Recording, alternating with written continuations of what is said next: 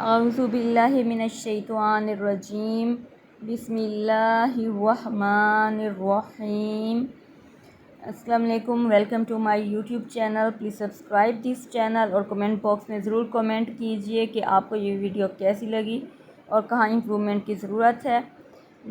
मैं आज से न्यू टॉपिक स्टार्ट करने जा रही हूँ, ये एक स्टूडेंट की फरमाइश पर है। उसने मुझसे कहा कि मैम प्लीज़ आप इस टॉपिक पर एक लेक्चर दीजिएगा। तो चलते हैं अपने न्यू टॉपिक की तरफ। Let's start. The richer the poorer is a short story by Dorothy West, first published in 1956। तो ये एक शॉर्ट स्टोरी है जो कि डोरोथी वेस्ट ने लिखी थी। 1956 में ये पब्लिश हुई थी।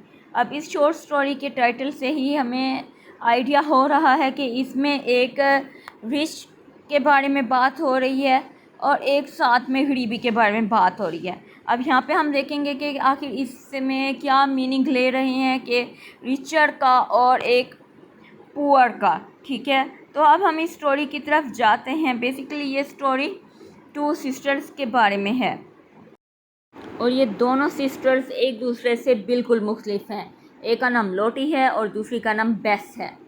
लोटी जो है वो मेहनत करना चाहती है और बहुत ज़्यादा पैसा कमाना चाहती है, लेकिन जो बेस है वो अपनी ज़िंदगी को एंजॉय करना चाहती है। उसे कोई भी ये नहीं है कि वो बहुत ज़्यादा अमीर बने। Story explores the contrasting lives of two sisters, Lottie and Bess, and the different ways they approach life and its challenges. Lottie the elder is portrayed as frugal and diligent, prioritizing financial security and saving for the future. लोटी अब क्या करती है कि वो सारा दिन मेहनत करती है और अपनी लाइफ में कोई भी मोमेंट इंजॉय नहीं करती। उसके माइंड में बस एक ही चीज़ होती है कि उसने इनकम लेनी है, उसने बहुत ज़्यादा रकम इकट्ठा करना है अपने फ्यूचर के लिए। लेकिन वो ये भूल जाती है कि लाइफ के कुछ मोमेंट्स को एंजॉय भी करना चाहिए, कुछ यादें बनानी चाहिए, कुछ मेमोरीज़ अपने सिस्टर के साथ, अपनी फैमिली के साथ। वो अपनी फैमिली को भी टाइम नहीं देती। वो सारा वक्त सारी रात मेहनत करती रहती है। उसके घर में भी कुछ भी कहीं पड़ा है, उसे ये भी मालूम नहीं होता कि उसने एक न्यू घर बनवा लिया है तो उसे किस तरह से सेट करना है। वो सिर्फ़ एक ही कमरे में रहती है अपना नया घर ले लेने के बाद भी, और वो शादी भी नहीं करती क्योंकि उसे लगता है कि इस तरह से भी उसका टाइम वेस्ट हो जाएगा। तो उसकी बजाय वो सारा दिन मेहनत करती रहती है, जॉब करती है और बहुत ज़्यादा अपनी इनकम को बढ़ाने की कोशिश करती है। अपने घर के बाकी रूम्स को भी वो क्लोज्ड रखती है, उनके अंदर भी जाकर उन्हें सेट नहीं करती क्योंकि वो अकेली ही रह रही होती है घर में और सिर्फ कमाने पर फोकस करती है। जबकि उसकी जो दूसरी सिस्टर है बेस, वो शादी कर लेती है। एक इस ऐसे आदमी से शादी करती है जो खुद भी ज़्यादा फाइनेंशियली रिच नहीं होता, लेकिन वो उसके साथ ज़िंदगी स्पेंड करती है और उसे लगता है कि वो उसके साथ खुश रह सकती है क्योंकि वो भी एक खुश रहने वाला, खुशगवार और केयरिंग हस्बैंड होता है, जिसकी वजह से वो दोनों खुश रहते हैं। लेकिन वो दोनों अपना घर नहीं बना सकते और जहाँ भी जगह मिलती है वो वहाँ पर रह लेते हैं और हंसी खुशी अपनी लाइफ को स्पेंड करते रहते हैं और बहुत ज़्यादा अच्छी अच्छी यादें इकट्ठी करते हैं। जब बूढ़ी हो जाती है बेस तो उसका हस्बैंड चल बसता है, उसकी डेथ हो जाती है। और उस दूसरी तरफ से जब देखा जाता है लोटी को, तो वो भी अब ओल्ड हो चुकी है, ओल्ड एज में है, लेकिन उसके पास कोई भी मेमोरीज़ नहीं है। लेकिन उसकी बजाय उसके पास बहुत ज़्यादा मनी है और उसके साथ ही उसका अपना घर है, लेकिन बेस के पास अपना कोई घर नहीं है। तो अब बेस अपनी पुरानी यादों को याद करती है बुढ़ापे में और उसे खुशगवार महसूस होता है। लेकिन जो लोटी है उसकी लाइफ बहुत बोरिंग हो चुकी है।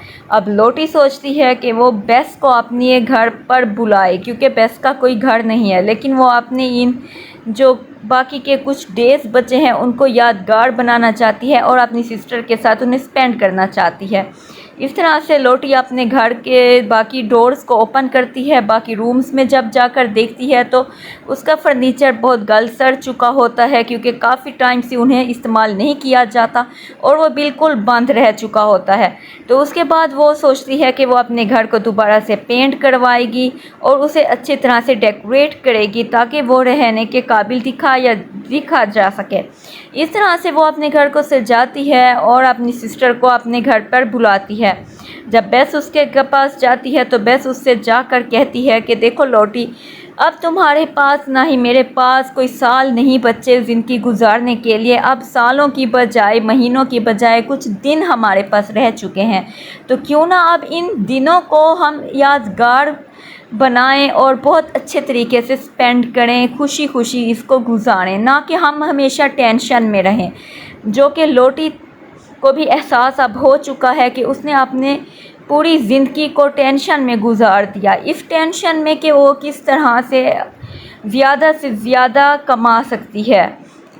उसकी ज़िंदगी में जो लम्हे खुशी के थे, उन्होंने उस छोटी छोटी खुशी को भी खुशगवार नहीं फ़ील किया। उसने हर खुशी को इग्नोर कर दिया, टाइम अपनी खुशी के लिए नहीं दिया।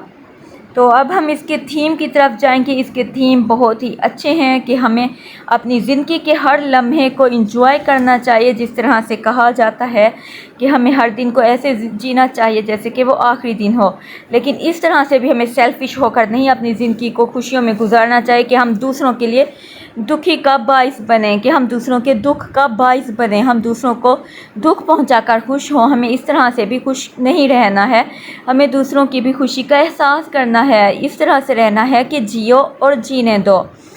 तो इसके थीम्स हम देखते हैं।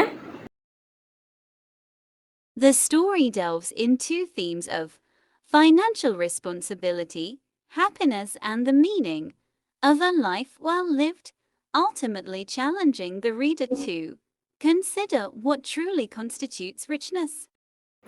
इससे हमें यही पता चलता है कि फ़ाइनेंशियल रिस्पॉन्सिबिलिटी एक थीम है कि आपको फाइनेंशियली तौर पर किस तरह से रिस्पॉन्सिबल होना है और आपको लिमिट में रहकर देखना है कि बैलेंस बनाना है अपनी लाइफ में भी, अपनी फैमिली को भी टाइम देना है और इतना कमाना है जितना आपको ज़रूरत है।